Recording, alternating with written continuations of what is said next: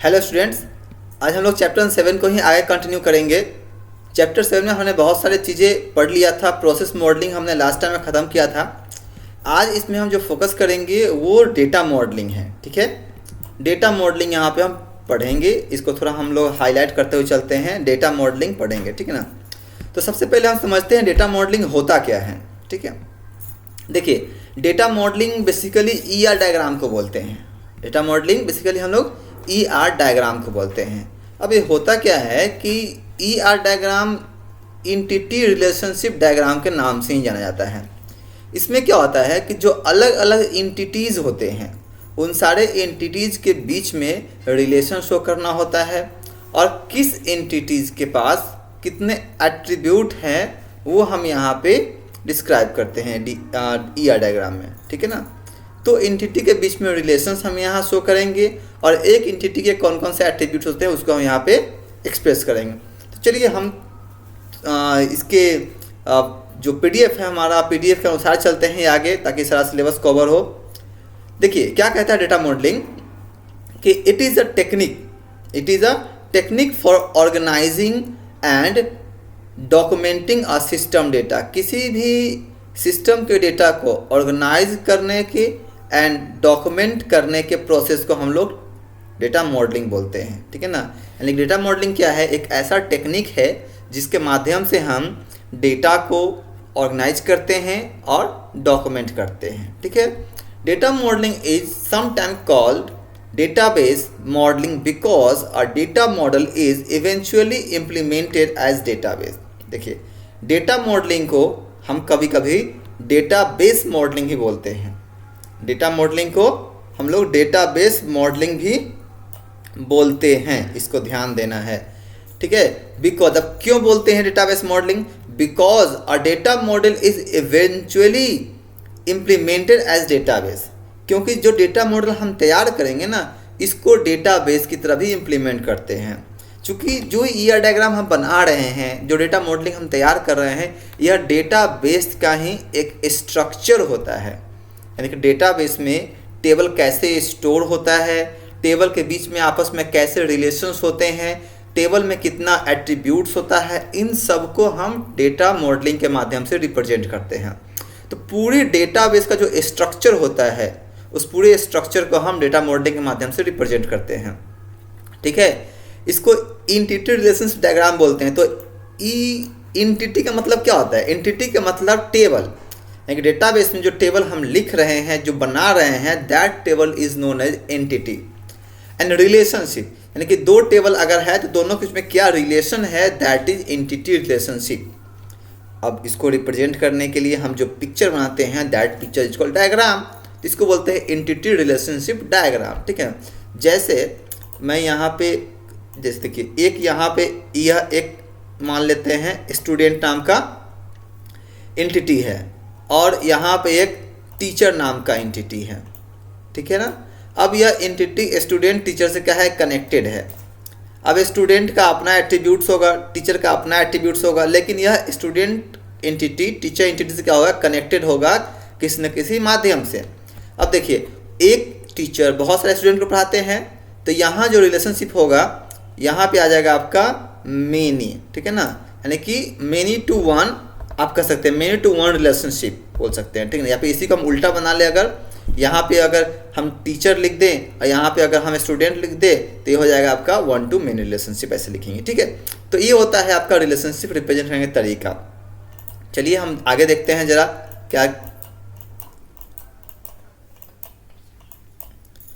देखिए it is some time called information modelling. इसी को हम लोग क्या बोलते हैं, इंफॉर्मेशन मॉडलिंग भी बोलते हैं। ठीक है ना। The tool for data modelling is entity relationship diagram.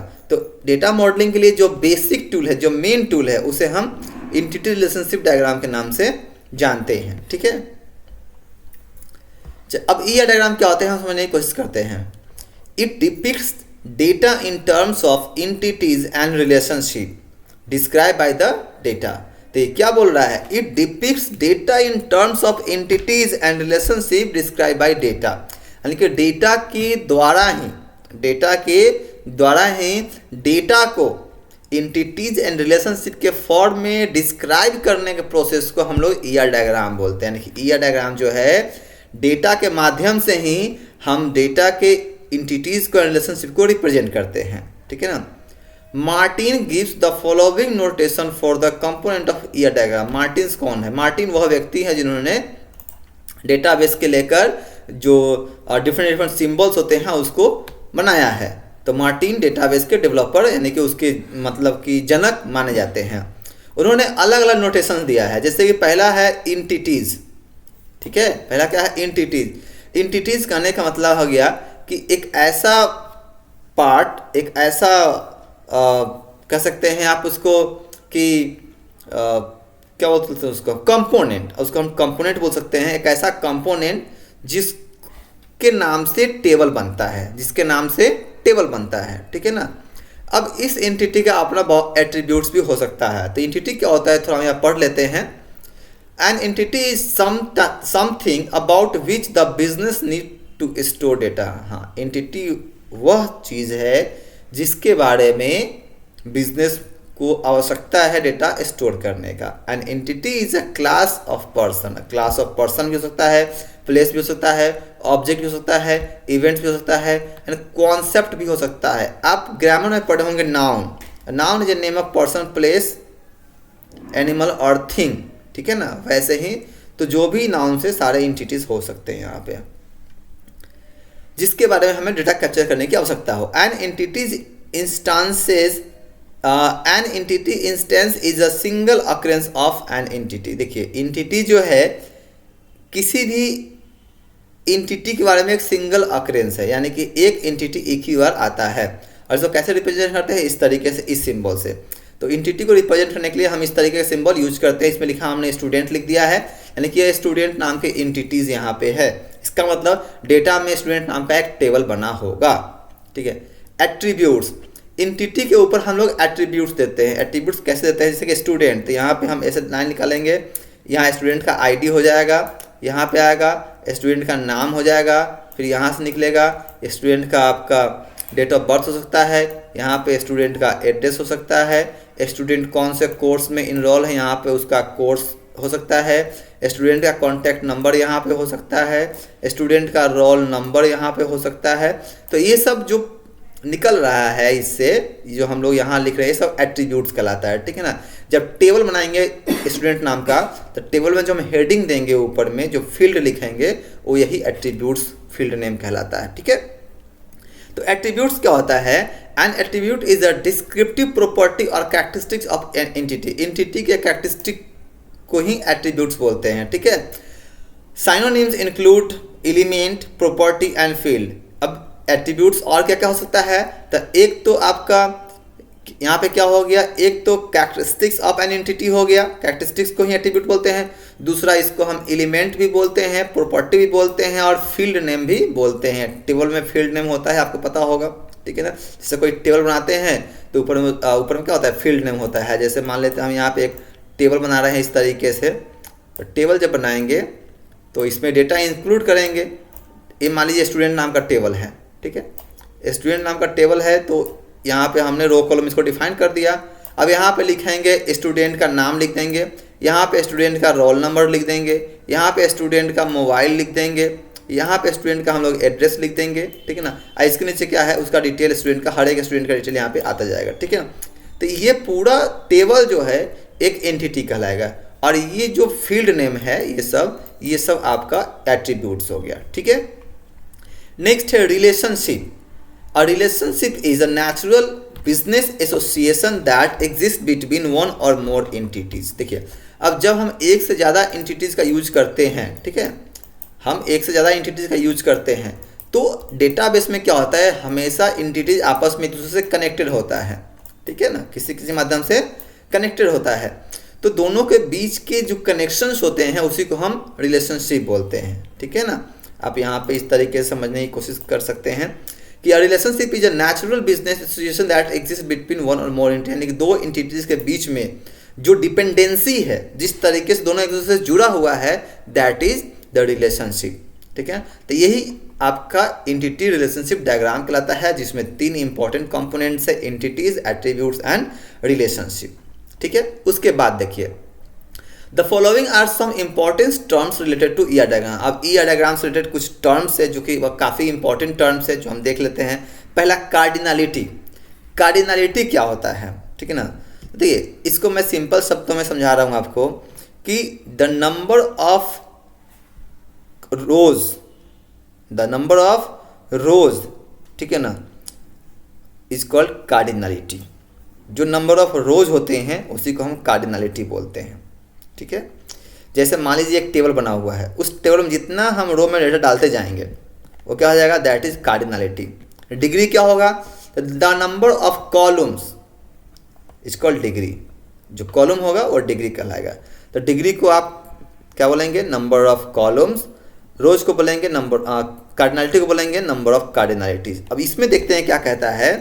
Cardinality define the minimum and maximum number of occurrence of one entity. It may be related to a single occurrence of other entity. Because all relationships are bidirectional, cardinality must define in both direction for every relationship. Cardinality क्या होना चाहिए, दोनों direction में होना चाहिए हर एक relationship के लिए। 7.4 depicts various types of cardinality. ठीक है। अब यहाँ पे जो कार्डिनलिटी की बात कर रहा है वो रिलेशन किस तरीके का रिलेशन है। ठीक है। यहाँ पे जो कार्डिनलिटी की बात कर रहा है, एक तो कार्डिनलिटी जो होता है मैंने बताया कि number of rows is called cardinality, तो that is the cardinality of the table. वो टेबल का कार्डिनलिटी कहलाएगा, that is the cardinality of the relation. वो रिलेशन का कार्डिनलिटी है। यहाँ पे जो कार्डिनलिटी की बात कर रहा है वो जब दो टेबल आपस में कनेक्टेड है, दो एंटिटी आपस में कनेक्टेड है, तो वहाँ पे कैसा कनेक्शन है। जैसे मान लेते हैं एक स्टूडेंट का टेबल एक टीचर का टेबल से कनेक्टेड है, एक टीचर का टेबल एक स्कूल के टेबल से कनेक्टेड है। ठीक है ना। तो एक स्कूल में बहुत सारे टीचर्स हो सकते हैं, तो यहाँ 1 to many रिलेशनशिप हो जाएगा। एक टीचर बहुत सारे स्टूडेंट को पढ़ा सकते हैं, तो यहाँ 1 to many रिलेशनशिप हो जाएगा। तो ये क्या है ना, टाइप्स ऑफ ये रिलेशनशिप जो है एक कार्डिनलिटी कहलाता है। ठीक है। चलिए आगे देखते हैं। Recursive relationship. रिकर्सिव रिलेशनशिप वो रिलेशनशिप होता है जो कि खुद एक एट्रीब्यूट पे ही, मतलब कि एक ही एंटिटी पे पड़ता है। जैसे क्या कहते हैं यहाँ पे, a relationship that exist between different instances of the same entity, यानी कि अलग अलग इंस्टांस में एक उसी एंटिटी पे जो रिलेशन बनता है वो आपका रिकर्सिव रिलेशनशिप। जैसे कि हमारा खुद से रिलेशन क्या है, रिकर्सिव रिलेशन है। फिगर आगे इसका दिया हुआ है, देखिए यहाँ पे यह कोर्स है। ठीक है ना। इस कोर्स से ये जो निकल रहा है लाइन ऐसे कोर्स पे जाकर जुड़ जा रहा है। ठीक है। तो ये जो रिलेशनशिप है इसी कोर्स का इसी कोर्स से, दैट इज रिकर्सिव रिलेशन। यह रिकर्सिव रिलेशन है। ठीक है। चलिए आगे देखते हैं। यहाँ पे एग्जाम्पल दिया गया है डिफरेंट टाइप्स ऑफ कार्डिनलिटी का। ठीक है ना। यहाँ पे इस पिक्चर को ध्यान में रखेंगे। देखिए एक कार्डिनलिटी है, यह मिनिमम इंस्टांसेज, मैक्सिमम इंस्टांसेज एंड क्या है, ग्राफिक नोटेशन है। कैसे हम कार्डिनलिटी को नोटेट करते हैं। ठीक है ना। पहला एग्जैक्टली 1, जैसे हमें 1 to 1 रिलेशनशिप शो करना हो तो यहाँ पे एक लाइन यूज करेंगे। ठीक है ना। यहाँ मैं इसको थोड़ा ड्रॉ करके आपको बताऊँगा।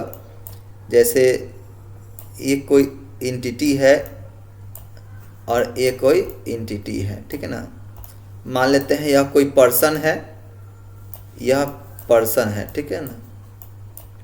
और ये क्या है, एक कुर्सी का रिलेशन। ठीक है ना। अब ये चेयर है। ठीक है। अब यहाँ जो रिलेशनशिप होगा, ये जो रिलेशनशिप होगा इस व्यक्ति का इस चेयर से रिलेशनशिप, तो यह 1 to 1 रिलेशन कराएगा। इसको कैसे रिप्रेजेंट करेंगे, तो इसको यहाँ से यहाँ लाइन देंगे और यहाँ पे ऐसे ऐसे हम लगा देंगे। तो ये जो नोटेशन है जो यहाँ दिखा रहा है, दिस शोज 1 to 1 रिलेशनशिप। ठीक है। ये 1 to 1 रिलेशनशिप है। समझ में आ गया। ये क्या है, एग्जैक्टली 1। ठीक है ना। एग्जैक्टली 1, यहाँ पे आप ऐसे भी लगा सकते हो। ये लगा दोगे तो क्या हो जाएगा, एग्जैक्टली 1 हो गया। यानी इससे ज़्यादा नहीं हो सकता है। उसके बाद है 1 और 0। ठीक है। 1 और 0 मान लेते हैं यह कोई यूनिवर्सिटी है। ठीक है, और यह उसका डिपार्टमेंट है। तो ऐसे रिलेशन से शो करेंगे। एक यूनिवर्सिटी में एक से अधिक डिपार्टमेंट हो सकते हैं, यानी कि जो डिपार्टमेंट होगा वह क्या हो जाएगा, मोर देन वन हो जाएगा। तो वन और ये हो गया मोर देन वन हो सकता है। क्या ऐसा भी हो सकता है कि जीरो हो? तो मान लीजिए ये आपका क्या है, डिपार्टमेंट है, ठीक है, और इसमें बहुत सारे कोर्स है। तो कोर्स को हम एक अलग एंटिटी बना लेते हैं। यह एक अलग एंटिटी हो गया क्या, कोर्स नाम का, और ये एक अलग एंटिटी हो गया, ठीक है, स्टूडेंट नाम का। तो डिपार्टमेंट, ये तो यूनिवर्सिटी है, ये यूनिवर्सिटी है, तो यूनिवर्सिटी में डिपार्टमेंट तो होगा ही होगा, यूनिवर्सिटी में डिपार्टमेंट तो होगा ही होगा। अब यह डिपार्टमेंट है तो डिपार्टमेंट में कोर्स तो होगा ही होगा, क्या डिपार्टमेंट में कोर्स है, लेकिन कोर्स में स्टूडेंट होगा कि नहीं होगा? तो स्टूडेंट हो भी सकता है और नहीं भी हो सकता है, स्टूडेंट हो भी सकता है और नहीं हो सकता है। तो ये जो कोर्स है इसका बीच का जो रिलेशन होगा, यहाँ पे कोर्स क्या हो जाएगा आपका, मेनी हो जाएगा। आप वन ही लेते हैं इसको, वन कोर्स, एंड स्टूडेंट जो है क्या हो जाएगा, या तो जीरो या फिर मेनी, जीरो या फिर मेनी, ठीक है ना, ये हो जाएगा आपका। क्लियर। नेक्स्ट आपका जीरो वन और मोर, यानी कि जीरो भी हो सकता है, एक भी हो सकता है, एक से ज़्यादा भी हो सकता है। तो इसके लिए क्या करेंगे, हम इस सिंबल का यूज करेंगे, एंड मोर देन वन के लिए हम इस सिंबल का यूज करेंगे, ठीक है ना। तो ये क्या है, रिलेशनशिप शो करने का तरीका है जो सिंबल से आपको ध्यान में रखना है। एक क्वेश्चन यहाँ दिया गया है, draw an ER diagram for the following. एक क्वेश्चन यहाँ पे दिया गया है। चलिए चेक योर प्रोग्रेस 2 है, पहले हम देख लेते हैं कि ईआर डायग्राम कैसा बन सकता है, ठीक है ना। यहाँ पे आते हैं हम लोग, सॉल्यूशन दिया गया है चेक योर प्रोग्रेस 2। ये देखिए, यह एक ईआर डायग्राम आप यहाँ पे देख रहे हैं, ये जो है एक ईआर डायग्राम आप यहाँ पे देख रहे हैं। चलिए इसको थोड़ा हम लोग छोटा कर लेते हैं। चलिए देखिए, ये क्या है, सबमिट नाम, एक कस्टमर है, कस्टमर नाम का एंटिटी है, परचेज रिक्वेस्ट नाम का एंटिटी है, ठीक है ना। यहाँ सबमिट्स लिखा गया है, यहाँ पे इट्स सबमिटेड बाय लिखा गया है, and wants to buy service and product, यानी कस्टमर जो है वह खरीदने का रिक्वेस्ट डालता है। तो कस्टमर कितना हो सकता है, एक हो सकता है, क्या एक हो सकता है, रिक्वेस्ट कितना कर सकता है, या एक कर सकता है, एक से ज़्यादा कर सकता है, यानी कि 1 to 1 और मेनी रिलेशनशिप हो गया, यानी कस्टमर और परचेज रिक्वेस्ट का जो रिलेशन है क्या है, 1 या फिर 1 एग्जैक्टली 1 और 1 to मेनी रिलेशन, ये 1 शो कर रहा है, मेनी शो कर रहा है, ठीक है ना। तो 1 और 1 to मेनी रिलेशनशिप हो गया, ठीक है ना। यहाँ देखते हैं, परचेज रिक्वेस्ट है और यह सर्विस प्रोडक्ट है। अब यहाँ service product and purchase request. अब मान लेते हैं कि सर्विस प्रोडक्ट जो है जरूरी है कि उसका रिक्वेस्ट आएगा ही आएगा, नहीं। तो इस दोनों के बीच जो रिलेशन होगा, इस दोनों के बीच में प्रोडक्ट का जो रिलेशनशिप होगा, इस परचेज रिक्वेस्ट है, वो जीरो और मेनी भी हो सकता है, और यहाँ जो है इसका रिलेशन इससे है 1 का है, तो यह 1 या एग्जैक्टली 1 और जीरो और मेनी रिलेशनशिप हो सकता है, ठीक है ना। तो इसको हम मेनी या 0 to 1 रिलेशनशिप बोलेंगे, ठीक है। हम लोग लेफ्ट टू राइट पढ़ते हैं। उसके बाद देखिए टॉप टू बॉटम आ गया, यहाँ पे केस वर्कर्स, परचेज रिक्वेस्ट है, इस दोनों के बीच में देखिए रिलेशनशिप क्या है, 1 और 0 और मेनी, 1 और 0 और मेनी। इधर देखिए क्या है, 1 और 0 और मेनी। तो ये क्या है ना, ये रिलेशनशिप शो कर रहा है, ठीक है ना। ये क्या है, एक ईआर डायग्राम है, ठीक है। इस ईआर डायग्राम में सिर्फ एंटिटी के बीच में रिलेशनशिप शो किया जा रहा है।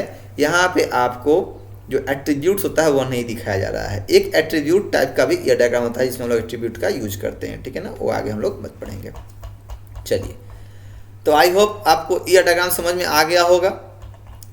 नेक्स्ट है हमारा प्रोसेस स्पेसिफिकेशन टूल। ये क्या होता है, प्रोसेस स्पेसिफिकेशन टूल क्या होता है? देखिए, process in data flow diagram represent required task data perform by system, यानी कि सिस्टम के द्वारा जो रिक्वायर्ड टास्क परफॉर्म किया जाता है, दैट इज अ प्रोसेस। ठीक है, These tasks are performed in accordance with business policies and procedure। अब जो भी काम होता है, देखिए सिस्टम में जो भी काम होगा तो किसी न किसी पॉलिसी को एंड फॉलो करेगा एंड प्रोसेस को फॉलो करेगा। ठीक है, पॉलिसी क्या होता है, प्रोसीजर क्या होता है, हम समझते हैं। पॉलिसी क्या होता है, सेट ऑफ रूल, सिंपल सी बात है, दैट गवर्न सम टास्क और फंक्शन इन द बिजनेस, यानी कि बिजनेस में किसी काम के लिए किसी फंक्शन को लेकर जो सेट ऑफ रूल्स तैयार किए गए हैं, दैट इज पॉलिसीज। ठीक है, प्रोसीजर्स क्या होते हैं, ठीक है ना, उस पॉलिसीज को इम्प्लीमेंट करने का जो तरीका है उसे हम प्रोसीजर्स बोलते हैं। क्लियर, आगे बढ़ते हैं। डिसीजन टेबल क्या होता है, तो डिसीजन टेबल को हम ऐसे समझते हैं जैसे कि यहाँ पे मैं बता दूं, decision table is a very useful specifying complex policy and decision making rules. यह क्या है, यह एक डिसीजन टेबल जो है बहुत ही कॉम्प्लेक्स पॉलिसी को मतलब कि स्पेसिफाई कर देने का तरीका है आसानी से। ठीक है, बहुत ही कॉम्प्लेक्स प्रोसीजर है, मतलब कि पॉलिसी है, और इजीली में कैसे किसी को समझा सकते हैं, तो बस डिसीजन टेबल के माध्यम से। किसी भी कंपनी का, किसी भी सिस्टम का, किसी भी सॉफ्टवेयर का जो रूल्स है, किसी ऑर्गेनाइजेशन का जो रूल्स है वो बहुत ही डिफ़िकल्ट है, बहुत कॉम्प्लेक्स है, तो उसको हम पब्लिक के लिए आसान कैसे कर सकते हैं, तो डिसीजन टेबल के माध्यम से या डिसीजन ट्री के माध्यम से। ठीक है, अब बहुत जगह देखते होइएगा ऐसा डिसीजन टेबल बना होता है।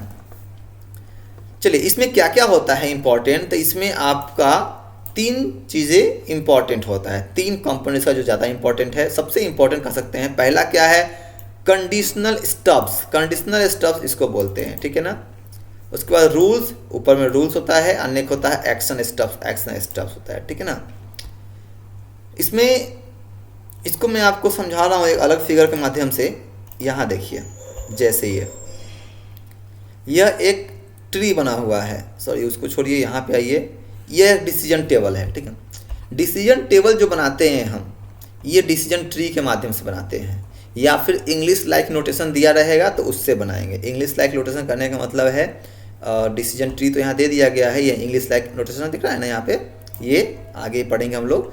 तो इससे क्या है ना, हम डिसीजन ट्री बनाते हैं। तो डिसीजन ट्री हम समझते हैं, डिसीजन टेबल पहले समझते हैं। डिसीजन टेबल देखिए, ये डिसीजन टेबल है, जैसे प्रोसेस में ये सारे प्रोसेस है हमारे पास। ठीक है ना, एक कंडीशन है और एक्शन है, ये एक्शन होना है, ये रूल्स है, कौन सा रूल यहाँ पे काम कर रहा है। तो इसको आप ऐसे समझिए, पहले हम लोग ट्री को ही देख लेते हैं। यह फी क्लास नाम का, सपोज मान लेते हैं कि से एक चिड़ियाघर है, और उस चिड़ियाघर का जो फीस है वो अलग अलग टाइप का फीस है, इस टाइप का फ़ी है। यहाँ पे जो बच्चे 5 साल के छोटे हैं, मतलब यहाँ दिया गया, देखिए एज है, कंसेशन एंड फ़ी यहाँ दिया गया है, फ्री है 40 रुपया है, 40 रुपया है, 60 रुपया और 30 रुपया है। यह कंसेशन है कुछ, और यहाँ पे क्या है ना, एज रिस्ट्रिक्शन है। जो 5 साल से छोटे हैं उनके लिए फ्री है, जो 5 साल से बड़े हैं और 18 साल से छोटे हैं उनके लिए 40 रुपया है, जो 18 साल से बड़े हैं और 55 साल से छोटे हैं तो क्या उनके पास कोई कंसेशन है, यानी कोई कूपन वगैरह है कि अगर है तो 40 रुपये लगेगा, और नहीं है तो उनका भी 60 रुपये लगेगा, उनका 60 रुपये लगेगा। और 55 साल से जो छोटे, सॉरी 55 साल से जो बड़े हैं उनका 30 रुपया लगेगा। ठीक है, ये आपका ट्री हो गया। अब यहाँ पे टेबल बनाना है, तो क्या किया हमने, जो कंडीशंस हमारा था, सारे कंडीशंस को हम यहाँ पे लिखेंगे।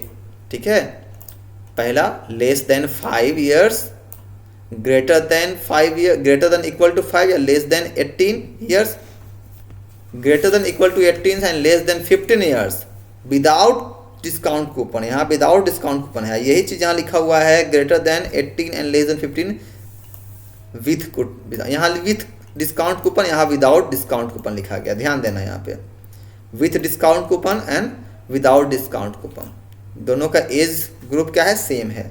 यहाँ 55 साल से बड़ा है तो यहाँ पे आएगा।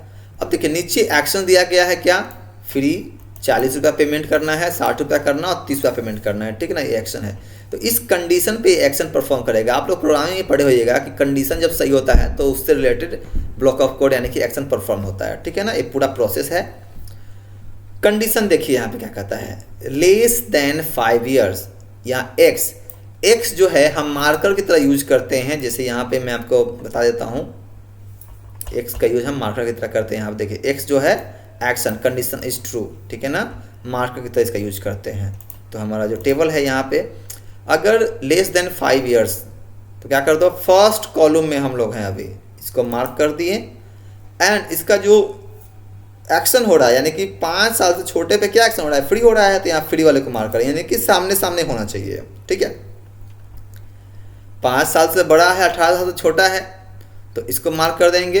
इसका क्या फ़ी है, 40 रुपया, तो ये सामने सामने। आप देख सकते हैं कि सामने सामने कैसे क्या कर रहा है, डिनोट कर रहा है। यहाँ पे आप देखिए, यहाँ पे सामने सामने डिनोट कर रहा है, देखिए ये सामने सामने डिनोट कर रहा है, ठीक है। एंड ये अगर 18 साल से बड़ा है, 55 साल से छोटा है, with discount coupon, discount coupon है तो इसका चार्ज लगेगा कितना, बस 40 रुपया ही लगेगा। यहाँ देख सकते हैं 40 रुपया। अगर विदाउट डिस्काउंट कूपन है तब इसका चार्ज कितना लग जाएगा, यहाँ लग जाएगा, अब देख सकते हैं, ठीक है ना। उसके बाद देखिए 55 साल से बड़ा है तो इसका यहाँ से यहाँ देख सकते हैं, ठीक है। तो ये क्या है, process name, rules, condition, action, ये क्या है, स्टॉप्स हैं जो ध्यान देना है आपको। और ये पूरा एक डिसीजन टेबल कहलाएगा, ठीक है। इसी के बेस पे ट्री बनता है या फिर ट्री के बेस पे हम डिसीजन टेबल बनाते हैं। ट्री क्या देख रहे हैं यहाँ पे हम, फी क्लास हो गया, less than 5, greater than equal to 5, फिर यहाँ पे क्या कंडीशन हमने दे दिया। इसमें कंडीशन में अगर कुछ कंडीशन है तो यहाँ पे सब कंडीशन हमने डाल दिया और यहाँ पे हमने एक्शन लिख दिया, ठीक है ना। इस तरीके से हमारा ट्री बन गया और ऐसे हमारा डिसीजन टेबल बन गया। आगे देखते हैं, आई होप आपको समझ में आ गया होगा टेबल कैसे बनाना है। Decision tree, decision tree is a diagram that represent condition and action sequentially. यह कंडीशन को और एक्शन को सिक्वेंशियली क्या करता है, रिप्रेजेंट करता है। And the shows which condition to consider first, और कौन सा कंडीशन पहले एग्जीक्यूट करेगा यह रिप्रेजेंट करता है, ठीक है ना। ये आप देख सकते हैं यहाँ पे सेम क्वेश्चंस को, सेम क्वेश्चन नहीं दूसरा क्वेश्चन है बनाया गया है। एक क्वेश्चन में निकालता हूँ यहाँ पे, ये देखिए यही है। यहाँ पे जो ये है ट्री है, यहाँ पे 1 लिखा गया, यहाँ 2 लिखा गया, यहाँ 5 है, यहाँ 3 है, यहाँ 4 है, यहाँ 5 है, यहाँ 6 है, यहाँ 7 है, ठीक है। यहाँ पे लेस देन 1000 लिखा गया है, ग्रेटर देन 1000 लिखा गया है। अगर लेस देन 1000 है तो क्या करो, पे बाय कैश कर दो या रिडीम कूपन कर लो, दो हो सकता है। ग्रेटर देन 1000 है तो पे बाय चेक कर दो या फिर पे बाय क्रेडिट कार्ड कर दो, ठीक है ना। तो इसको हम कैसे बना सकते हैं, देखिए अगर लेस देन 1000 है तो पे बाय कैश कर दो, या दूसरा उपाय हमारे पास रिडीम कूपन कर दो। लेस देन 1000 है तो 2 काम करना है, एक पे बाय कैश करना है या फिर रिडीम कूपन करना है। तो पे बाय कैश करेंगे तो क्या हो जाएगा, काउंट एंड डिलीवर आर्टिकल। आप यहाँ देख सकते हैं कि पे बाय कैश कर रहे हैं तो काउंट एंड डिलीवर आइटम हो रहा है, एंड रिडीम कूपन कर रहे हैं तो चेक वैलिडिटी कूपन का, and deliver article on valid coupon, ठीक है ना। तो क्या है यहाँ पे, अगर रिडीम कूपन कर रहे हैं तो चेक वैलिडिटी, यानी कि यहाँ जो हम मैच कर रहे हैं इसको इससे कर रहे हैं और इसको इससे कर रहे हैं, ध्यान देना है, ठीक है। यहाँ पे अगर ग्रेटर देन 1000 है तो या तो पे बाय चेक कर दो या फिर पे बाय क्रेडिट कार्ड कर दो। तो पे बाय चेक करेगा तो क्या करेगा, check date amount and delivery article on the valid check, और पे बाय क्रेडिट कार्ड करेगा तब यहाँ पे मिल जाएगा इससे cheque bank for approval and deliver article on approval of the signature, approval and signature, ये हो गया। तो ये क्या है कि एक डिसीजन टेबल है। यह डिसीजन टेबल जो आप स्क्रीनशॉट लेकर रख सकते हैं, ये डिसीजन टेबल जो है इस ट्री का है, ठीक है। अगर आपको समझ में आ रहा है तो आप इस चैनल को थोड़ा सब्सक्राइब भी कर दीजिएगा। आई होप आपको ये समझ में आ गया होगा, तो ठीक है। अगर अच्छा लग रहा है तो आप इसे लाइक भी कीजिएगा। नेक्स्ट है इंग्लिश स्ट्रक्चर नोटेशन। देखो क्या होता है कि कभी कभी decision table and decision tree के साथ साथ इंग्लिश लाइक नोटेशन भी दे देता है, जिसके बेस पे हमें क्या है बनाना होता है डिसीजन टेबल या डिसीजन ट्री। ये क्या कहता है, it is a tool for describing process, process को डिस्क्राइब करने का टूल है। There are 3 valid construct in this notation. इसमें 3 वैलिड कंस्ट्रक्ट होते हैं। पहला क्या है, a sequence of single declarative sentence. Declarative sentence आप पढ़े ही होंगे, इसी को असर्टिव सेंटेंस बोलते हैं, सिंपल सेंटेंस बोलते हैं। तो single sentence, single negative statement क्या करना है, हमें सीक्वेंस बनाना है। The selection of one and more declarative statement based on the decision, जैसे कि इफ इल्स स्विच केस, इसका यूज करके एक से ज़्यादा हम डिक्लेरेटिव स्टेटमेंट का यूज करते हैं। आगे जब एग्जांपल देंगे तो आप क्लियर हो जाएगा यार। The repetitive of the one and more declarative statement, looping के बेस पे होता है ऐसा। Following are the guidelines use of structure English notation, कुछ गाइडलाइंस यहाँ पे दिए गए हैं, जिसमें से 2 गाइडलाइन यहाँ पे दिख रहा है। Avoid computer programming language, computer programming language का यूज नहीं करना है इंग्लिश लाइक नोटेशन में यहाँ पे, ठीक है। दूसरा, the statement use in the structure English notation should always be simplify the formula to be use, जो फॉर्मूला यूज कर रहे हैं उसको सिंप्लीफाई करने के लिए हमें स्ट्रक्चर यूज करना है इंग्लिश का, ठीक है ना। ऐसा नहीं कुछ भी लिख देना है। English structured English notation is based on the principle of structure programming, structure programming के बेस पे ही यह काम करता है। स्ट्रक्चर प्रोग्रामिंग आप जान रहे हैं, जिसको स्ट्रक्चर के फॉर्म में लिखते हैं। Process specification logic consist of combination of sequence of one and more imperative sentences, sentence with decision and repetition construct consist of the following. अब देखिए यहाँ पे कुछ लिखा गया है, 4, 5, 6 पॉइंट्स लिखे गए हैं, ठीक है ना। पहला, an imperative sentence usually consist of imperative verbs followed by content one और more data store in which the verbs operate. Imperative sentence जो होता है उसमें एक से ज़्यादा इम्पेरेटिव वर्ब्स होते हैं, ठीक है, एक से ज़्यादा इम्पेरेटिव वर्ब्स होते हैं, जो कि वर्ब्स ऑपरेट करते हैं डेटा को स्टोर करने के लिए। जैसे कि person, add person salary to total salary, person का सैलरी क्या कर रहा है, टोटल सैलरी से ऐड कर रहा है। ऐड क्या हो गया, वर्ब हो गया। बात समझ में आया, यह एक इम्पेरेटिव सेंटेंस की तरह लिख दिया गया है। And in imperative sentence verb such as process, handle or operate should not be use, ठीक है ना। इसमें प्रोसेस और हैंडल एंड ऑपरेट टाइप का वर्ड यूज नहीं होना चाहिए। Verb should define precise activities such as add or compute average. Verb जो है छोटे छोटे एक्टिविटीज़ को डिफाइन करने के लिए यूज किया जाना चाहिए। Adjectives that have no precise meaning such as some or few should not also be used in the imperative sentence. इस टाइप का एडजेक्टिव यूज नहीं किया जाना चाहिए, ठीक है ना। And Boolean arithmetic operation can be use in imperative statement. Boolean arithmetic operation भी यूज कर सकते हैं। Table 7.1 list the arithmetic and Boolean operation, ये दिखा रहा है अर्थमेटिक ऑपरेशन जो हम कर सकते हैं, बुलियन ऑपरेशन जो हम कर सकते हैं, ठीक है ना। Structure English logic, structure English uses certain keyword. देखिए स्ट्रक्चर इंग्लिश में कुछ कीवर्ड्स का यूज करते हैं, जैसे बिगिन का, एंड का। जैसे आप लोग ये पढ़े होइएगा ना, एल्गोरिदम पढ़े होइएगा, ठीक है ना, उसी टाइप का होता है। Repeat, until, if, then, else, do, while, for, case, ये इंपॉर्टेंट है, इसको ध्यान में रखना इन सारे कीवर्ड्स को। उसका क्या करते हैं, ग्रुपिंग, इम्पेरेटिव सेंटेंस ग्रुप कर देते हैं, ठीक है ना। इस तरीके से क्या है हमारा, मतलब कि ये सारे क्या है इंपॉर्टेंट चीज़ हैं, जो मतलब कि इंपॉर्टेंट बातें हैं जो ध्यान में रखना है क्या करने के लिए, इंग्लिश लाइक नोटेशन रिप्रेजेंट करने के लिए। सीक्वेंस, कंस्ट्रक्ट, डिसीजन, रिपीटेशन, ये सब जो है ये सब इसके एडिशनल टूल्स हैं। Sequence, construct, decisions and repetition, ये क्या है, एडिशनल टूल्स। ये क्या कहता है कि अ sequence of imperative statement can be grouped by enclosing them with begin and end keywords। Sequence construct क्या कहता है कि जब हम लिखना स्टार्ट करेंगे इंग्लिश लाइक नोटेशन, तो स्टार्ट करना है बिगिन से और एंड करना है एंड वर्ड से, ठीक, एंड कीवर्ड से, ताकि पता चले यहाँ से स्टार्ट है यहाँ एंड है। डिसीजन के लिए हमें if else, if then else का यूज करना है, ठीक है ना, कहीं पे भी। केस टूल का भी यूज कर सकते हैं हम लोग। रिपीटेशन के लिए हम लोग डू, व्हाइल या फिर रिपीट का यूज करते हैं, रिपीट अनटिल का, ठीक है ना। ये जब सीक्वेंस हम लिखेंगे आगे जाके इंग्लिश लाइक नोटेशन यूज करेंगे तो स्टार्ट करेंगे बिगिन से, एंड उसके बीच में जो भी कंटेंट आएगा, डिसीजन वगैरह आ रहा है, लूपिंग वगैरह आ रहा है, तो हम यहाँ पे यूज करेंगे। 3 पार्ट हो गए, ठीक है। यहाँ पे देखिए criteria, structure English, decision table, decision tree, ये तीनों जो है बहुत ही इंपॉर्टेंट है हमारे लिए, ठीक है। क्या बोलता है, क्राइटेरिया दिया गया, determine condition and action, transform condition and action into sequence, checking consistency and completeness, ठीक है। यह टेबल जो है क्या रिप्रेजेंट कर रहा है, तो criteria for deciding the notation to be used, ठीक है, कौन कौन सा नोटेशन यूज करना है इसकी क्राइटेरिया को यह डिफाइन कर रहा है। नोटेशन 2, नोटेशन यहाँ पे 2 दिया गया है, नोटेशन 3 दिया गया, ठीक ना। इसको आगे यहाँ पे 1 2 3 में यहाँ पे लिखा गया 1 2 3 में, ठीक है ना, उसी को यहाँ पे रिप्रेजेंट कर रहा है। यहाँ इसका कनेक्शन आगे ऊपर जो दिया गया है उससे है।